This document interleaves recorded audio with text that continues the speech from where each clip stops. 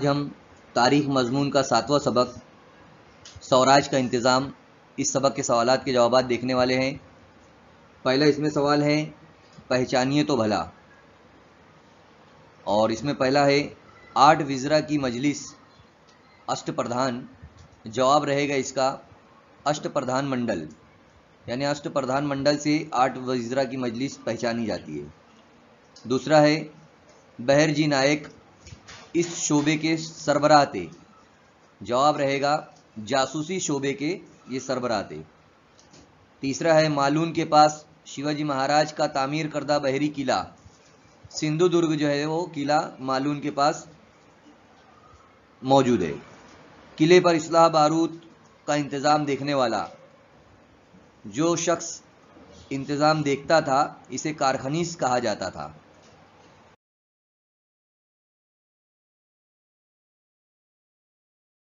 یہاں پر دوسرا بڑا سوال ہے، اپنے الفاظ میں لکھیے۔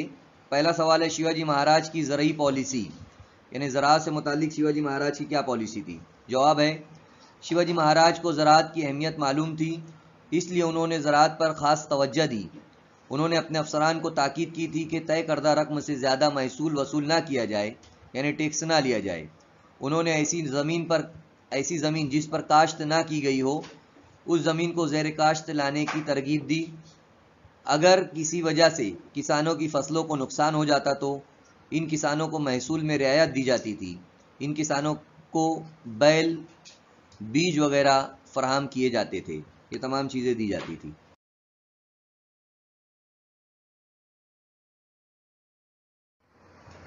نمبر 2 سوال ہے شیواجی مہاراج عوامی مفاد کا تحفظ کرنے والے راجا تھے۔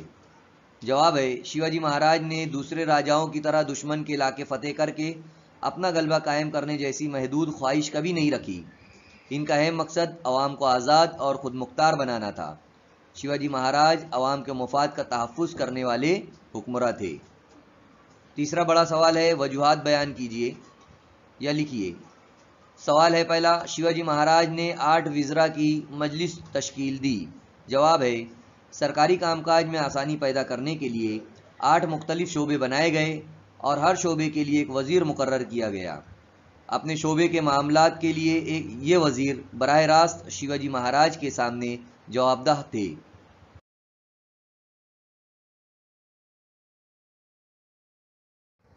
دوسرا سوال ہے وجوہات کا، شیواجی مہاراج نے بحری بیڑا تیار کیا۔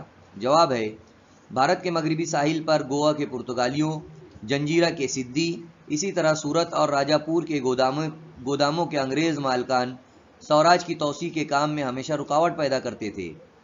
ان کو روکنے کے لیے مغربی ساحل کی حفاظت کرنا ضروری ہو گیا تھا۔ اس کام کے لیے شیواجی مہاراج نے بحری بیڑا تیار کیا۔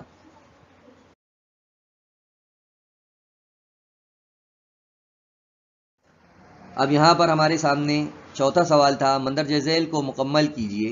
یہاں پر ایک جدول دیا گیا ہے، اس کو مکمل کرنا تھا۔ فوجی انتظام سے متعلق ہے یہ۔ پہلا ہے اس میں خالی جگہ تھی اور دوسرے میں تھا گھڑ سوار۔ تو فوجی انتظام میں 2 قسموں کی فوج تھی، ایک پیدل فوج اور ایک گھڑ سوار فوج۔ یہاں پر پیدل فوج رہے گا پہلے میں۔